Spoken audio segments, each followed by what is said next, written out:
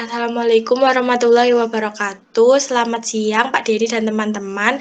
Di sini kami dari kelompok 6 akan mempresentasikan hasil dari makalah kelompok kami yang berjudul Hubungan Politik Eksternal Kerajaan-Kerajaan Islam di Indonesia. Kelompok kami terdiri dari Caroline Irma Kristiana, Elvina Devitriana, Irsan Basori, Muhammad Ali Fakih, dan saya sendiri Siti Maisaroh. Next.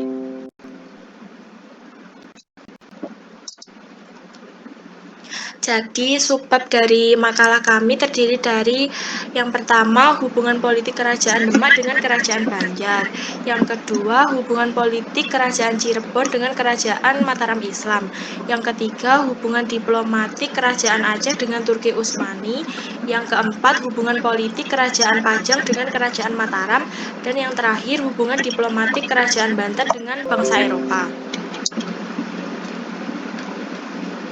Di sini saya akan menjelaskan materi dari subbab pertama yang berjudul hubungan politik antara Kerajaan Demak dengan Kerajaan Banjar. Jika kita berbicara mengenai hubungan politik antara Kerajaan Demak dengan Kerajaan Banjar itu tidak lepas dari sejarah Kerajaan Banjar sendiri. Nah, yang pertama yaitu dimulai dari perseteruan antara Arya Tumenggung dengan Pangeran Samudra.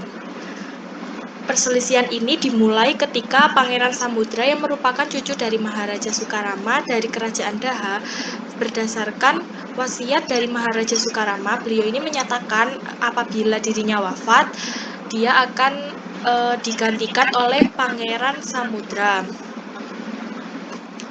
Pangeran Samudra adalah cucunya dari Maharaja Sukarama. Nah, akibat dari wasiat ini membuat 3 orang paman dari Pangeran Samudra ini marah. 3 orang pamannya itu yaitu anaknya Maharaja Sukarama. Lalu kemarahan ini tuh didasarkan pada anggapan bahwa yang berhak menjadi raja pengganti Maharaja Sukarama adalah salah seorang anak dari Maharaja Sukarama, bukan malah cucunya.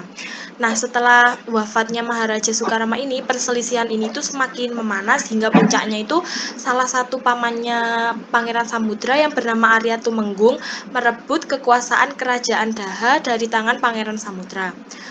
Beruntungnya pada saat terjadi perebutan kekuasaan ini, ada Arya Taranggana yang merupakan seorang mangkubumi Kerajaan Daha dan beliau ini menyelamatkan Pangeran Samudra. Oleh sebab itu,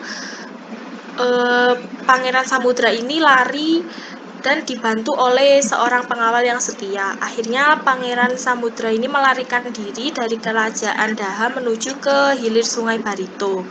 Lalu kemudian singgah lagi di Marabahan, lalu ke Sungai Belendean.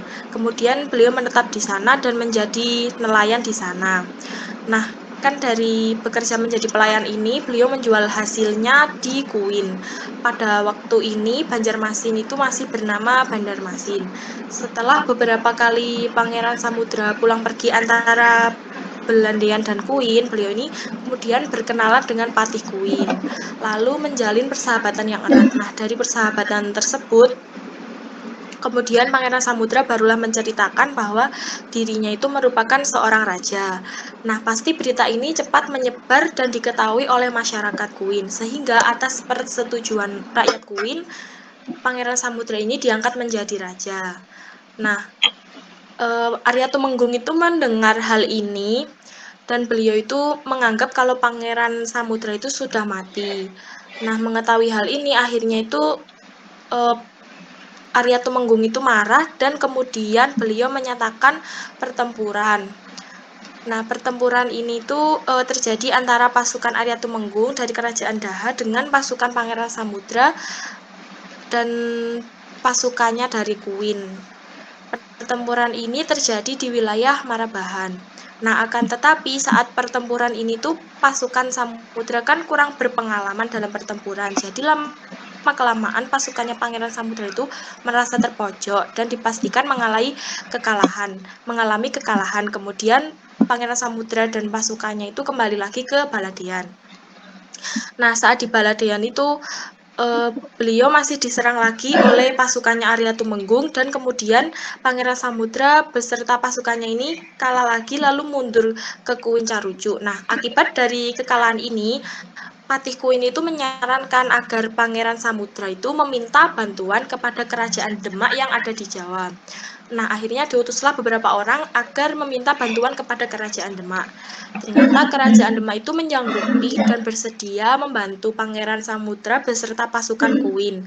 Tetapi ada syaratnya. Nah, syaratnya ini apabila Pangeran Samudra memenangkan pertempuran dengan Arya Tumenggung, beliau beserta seluruh pasukannya itu harus memeluk agama Islam. Nah, ternyata Pangeran Samudra menyetujui syarat tersebut. Lalu kemudian datanglah bala bantuan dari Kesultanan Demak dan salah satunya itu ada Khatib Dayan yang merupakan panglima perang dan ulama beserta beberapa pasukan datang sedikit demi sedikit yang kemudian membuat pasukan dari Arya Tumenggung ini dapat dipukul mundur dan pasukan Arya Tumenggung kalah.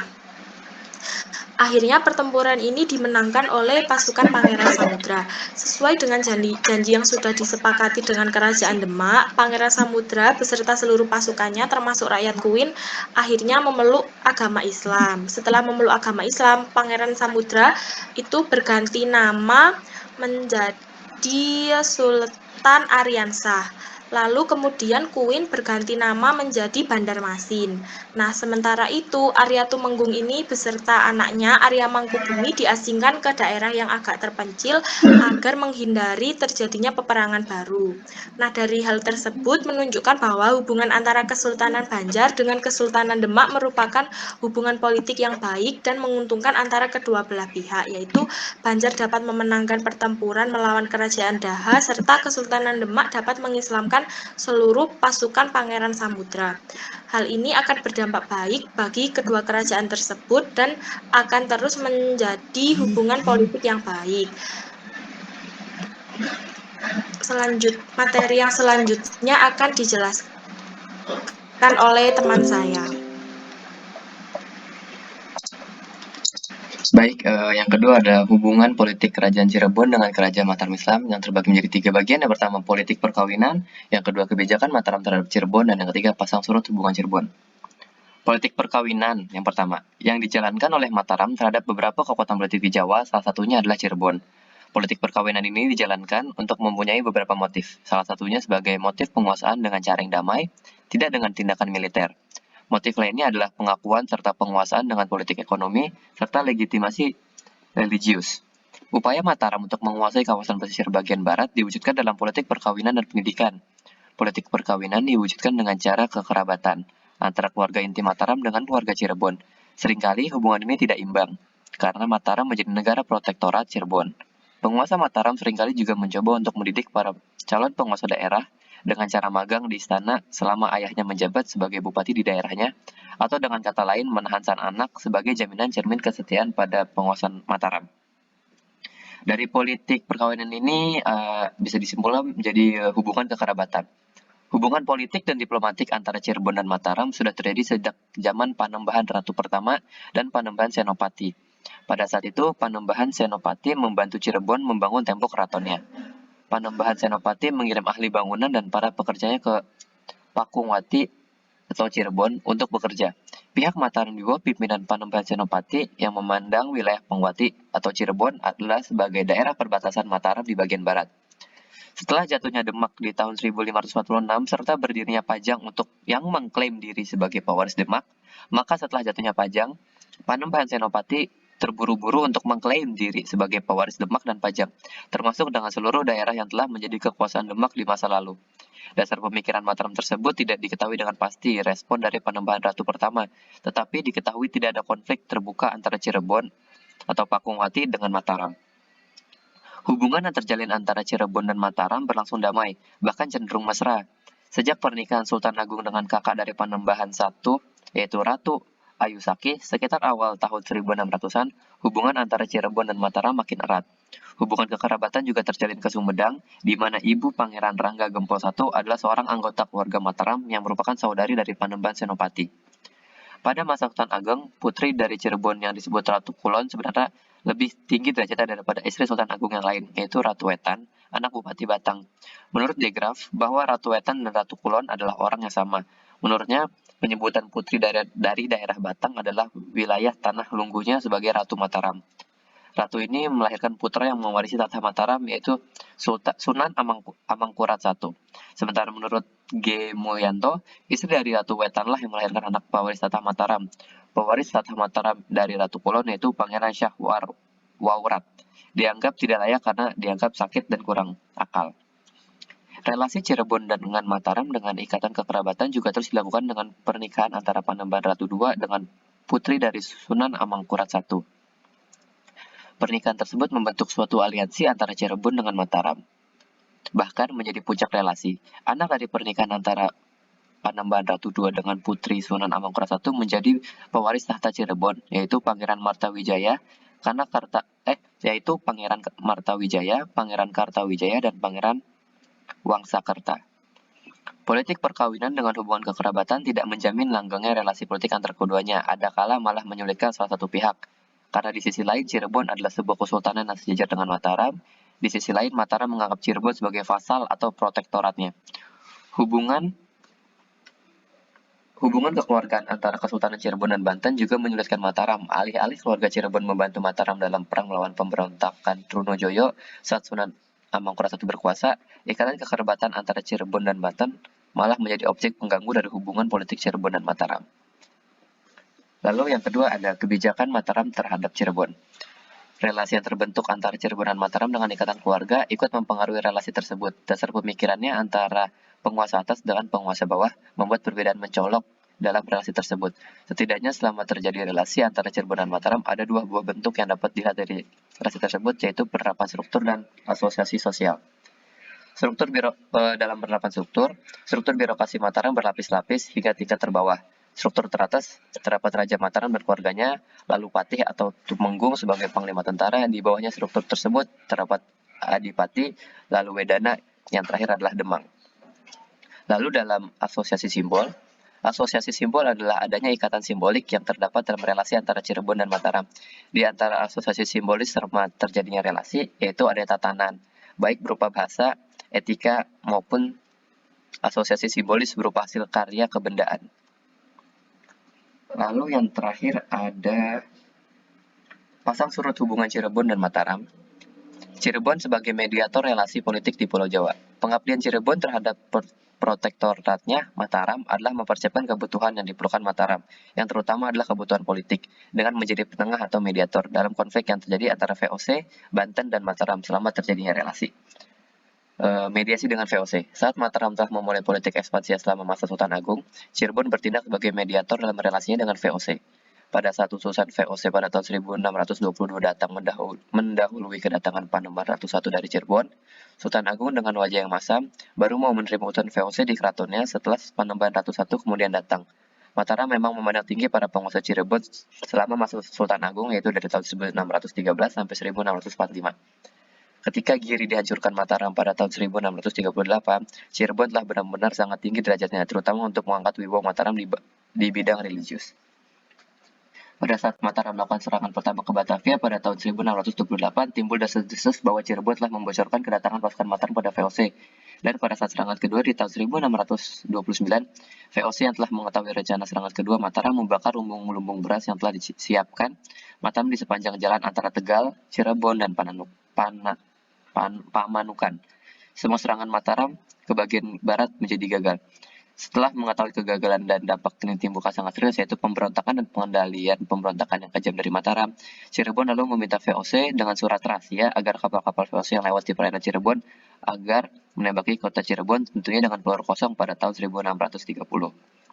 Upaya Cirebon tersebut didasari oleh sebuah perasaan takut kalau Mataram mengetahui bahwa Cirebon punya andil di balik kegagalan Mataram menyerang Batavia. Pesan yang ditimbulkan dari peristiwa penembakan meriam di kapal VOC dengan peluru kosong adalah Cirebon masih di bawah perlindungan Mataram dan VOC juga memusuhi Cirebon. Untuk selanjutnya akan dilanjutkan oleh teman saya.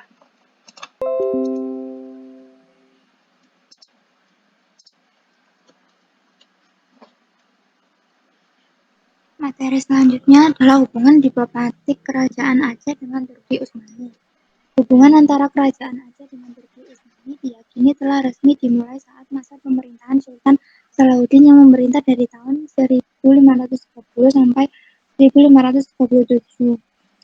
Hubungan kerjasama yang dibangun oleh Kerajaan Aceh dengan Turki Utsmani pada bidang pembangunan armada angkatan perang. Hal ini lantaran pada saat itu Turki terkenal dalam bidang persenjataannya. Aceh beberapa kali telah mengirim utusan untuk ke Istanbul dengan tujuan meminta bantuan militer. Kebutuhan bantuan militer tersebut akan dipergunakan untuk memukul mundur Portugis yang dianggap membahayakan perkembangan kerajaan Aceh. Setelah meninggalnya Sultan Salahuddin, posisinya digantikan oleh saudaranya yakni Sultan Alauddin Al-Qahar, dan hubungan kerjasama antara Aceh dan Turki tetap berlanjut. Saat masa pemerintahan Sultan Alauddin penyerangan pada benteng Portugis di Malaka pada tahun 1547 dan 1568.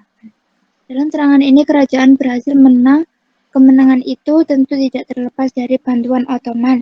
Diketahui bahwa Sultan Alauddin telah meminta bantuan pada penguasa Ottoman, yakni Sultan Selim II pada tahun 1567.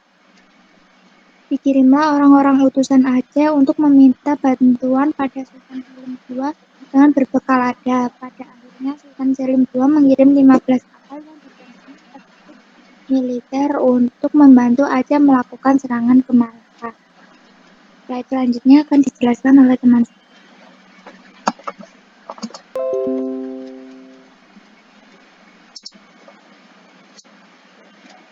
Baik, selanjutnya adalah hubungan politik Kerajaan Pajang dengan Kerajaan Mataram Islam. Dari sebagian kita mungkin ada yang menganggap bahwa Kerajaan Mataram Islam adalah penerus dari Kerajaan Pajang. Dan kalau begitu, bagaimana hubungan antar kerajaan yang sebenarnya tidak semasa tersebut? Nah, sebenarnya antara Kerajaan Pajang dan Mataram Islam ini bukan berarti tidak ada hubungan sama sekali. Justru ada hubungan yang erat-erat di antara keduanya. Ya, ini terutama dalam hal separasi, konfrontasi, dan akuisisi wilayah. Untuk menjelaskannya, kita dapat tarik jauh pada awal pendirian Kerajaan Pajang, yakni pada tahun 1549, kekalahan Arya Penangsang dan janji terhadap tanah Mataram. Joko Tingkir, yang saat itu masih belum jadi Pajang, mengadakan sayembara terhadap siapa saja yang mampu membantunya mengalahkan Arya Penangsang, maka akan janjikan diberi tanah di Pati dan Mataram. Nah, yang membantunya yakni Ki Ageng Pemanahan dan Ki Ageng Panjawi. Nah, setelah berhasil mengalahkan Arya Penangsang, Ki Ageng Panjawi diberikan tanah di Pati, sedangkan Ki Ageng Pemanahan diberi tanah di Mataram. Kemudian terjadi satu insiden ketika pelantikannya pada tahun 1549, yakni Sunan Giri Prapen seperti meramalkan bahwa akan ada raja besar yang lahir dari Mataram. Joko Tingkir yang saat itu sudah menjadi Sultan Hadiwijaya jadi agak resah ketika mau memberikan tanah Mataram kepada Ki Ageng Pemanahan, karena takutnya nanti dari dia ataupun keturunannya akan ada yang memberontak. Jadi Sultan Hadiwijaya meminta sumpah setia dari Ki Ageng Pemanahan. Kemudian pada tahun 1568 adalah tahun ketika legitimasi pengesahan Kesultanan Pajang oleh Kedatuan Giri oleh Sunan Prapen. Dan pada acara itu insiden yang terjadi lebih besar, yakni Sunan Prapen mengumumkan secara umum bahwa yang akan jadi raja besar adalah keturunan dari Ki Ageng Pemanahan. Ya, berbeda dengan pengumuman yang pertama yang sedikit orang mengetahui. Pengumuman pada tahun 1568 ini lebih banyak yang mengetahui, sehingga huru-hara yang terjadi lebih besar. Banyak dari bawahan Sultan Hadiwijaya yang mengusulkan agar menyerbu Mataram secara langsung. Namun, ya Sultan Hadiwijaya menolak itu karena sudah ada sumpah setia dari Ki Ageng Pemanahan. Kemudian pada tahun 1578, Ki Ageng Pemanahan mendirikan Keraton Mataram dan mendapat gelar Ki Ageng Mataram. Ini terjadi cukup panjang karena ada asumsi bahwa tanah Mataram sebelumnya itu hutan belantara, itu masih harus dibabat terlebih dahulu, sehingga ada memerlukan banyak waktu untuk membangun keraton. Kemudian 6 tahun selanjutnya, yakni 1584, Ki Ageng Pamanahan wafat, digantikan putranya, yakni Sutawijaya, yang bergelar Senopati ing Alaga. Senopati ing Alaga ini adalah putra dari Ki Ageng Pamanahan, yang mana sejak awal kepemimpinannya itu memiliki ambisi untuk memerdekakan Mataram Islam dari Kerajaan Pajang. Hingga kemudian ada semacam pembangkangan seperti itu. Misalnya tidak mau mengirim upeti tiap tahun. Bahkan ada suatu peristiwa, yakni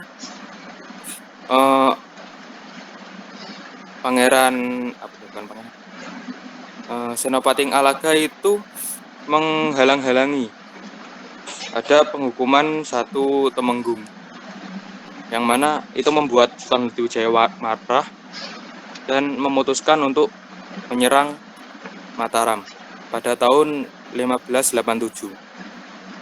Terjadi serangan dari Pajang, yang mana serangan itu dipimpin langsung oleh Sultan Hatiwijaya, namun mengalami kekalahan karena yang disebutkan oleh De Graaf kemungkinan yakni ada kekalahan dalam mengetahui medan peperangan dan juga strategi perang. Setelah kekalahan itu, Sultan Hatiwijaya merasa bahwa menyerang Mataram Islam adalah suatu kesalahan, karena biar bagaimanapun telah diramalkan oleh Sunan Giri Prapen. Jadi Sultan Hatiwijaya pulang dengan mungkin saja dengan perasaan menyesal seperti itu, dan beliau menderita sakit-sakitan. Kemudian pada tahun yang sama itu beliau meninggal. Sebelum meninggal, beliau berwasiat pada anak-anaknya, termasuk Pangeran Benawa, agar tidak membenci dan tidak memusuhi Mataram, dan bahkan dianjurkan untuk menjalin hubungan baik. Nah, namun tidak sampai di situ. Sepeninggal Sultan Hatiwijaya, Kerajaan Pajang terjadi suatu perebutan kekuasaan antara Pangeran Benawa dan Arya Panggiri, yang mana Pangeran Benawa itu anak Sultan Hatiwijaya dari Selir, dan Arya Panggiri ini menantu. Adapun Sunan Kudus yang menjadi penasehat, katakanlah, itu menyarankan yang diangkat menjadi Sultan Pajang adalah Arya Panggiri. Nah, kemudian berjalan beberapa saat, kepemimpinan Arya Panggiri ini banyak yang tidak suka, ya. Bahkan dari rakyat sendiri itu juga tidak suka. Jadi Pangeran Benawa berpikir bahwa daripada Arya Panggiri yang memimpin Jawa, dia lebih rela jika Senopati ing Alaga ini yang memimpin. Hingga kemudian dia berkoalisi seperti itu dengan Senopati ing Alaga untuk menggulingkan kekuasaan Arya Panggiri di Pajang, dengan kesepakatan bahwa jika sudah berhasil, kekuasaan Pajang akan diserahkan kepada Mataram. Jadi Mataram bisa menjadi penguasa di Jawa. Dan kemudian serangan itu berhasil, Arya Panggiri turun, dan kemudian Pangeran Benawa jadi raja. Dan Pangeran Benawa kemudian menyerahkan kekuasaan dari Pajang ke Mataram. Dan kemudian Pajang turun menjadi salah satu kadipaten di bawah kekuasaan Kerajaan Mataram. Itu terjadi pada tahun sebenarnya tidak jelas sumbernya, namun De Graaf dalam bukunya memperkirakan itu terjadi pada tahun 1588. Demikian, kemudian dilanjutkan oleh rekan saya.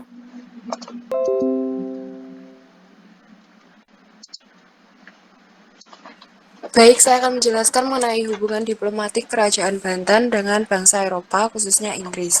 Dalam menjalin hubungan diplomatik dengan Inggris, Banten mengirim surat kepada Inggris untuk memperoleh bantuan dalam mendapatkan senjata untuk melawan VOC. Sejak masa pemerintahan Pangeran Ratu, Kerajaan Banten telah menjalin hubungan diplomatik dengan Kerajaan Inggris.